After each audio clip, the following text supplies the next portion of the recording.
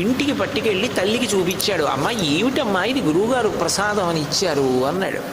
తల్లి చూసింది, నీకు అర్థం కాలేదు, ఆయన మట్టినిచ్చారు.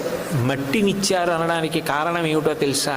నువ్వు ఈ రాజ్యానికి ప్రభువు కావాలి అని, రాజ్య పరిపాలన చెయ్యాలి.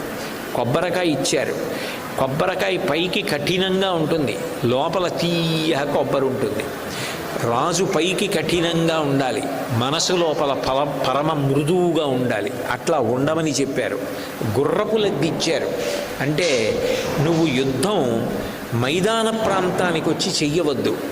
నువ్వు వైరిపక్షం వాళ్ళ యొక్క సైన్య సంఖ్యతో పోల్చుకుంటే వాళ్ళతో సమానంగా సైన్యాన్ని సమీకరించి యుద్ధం చెయ్యలేవు.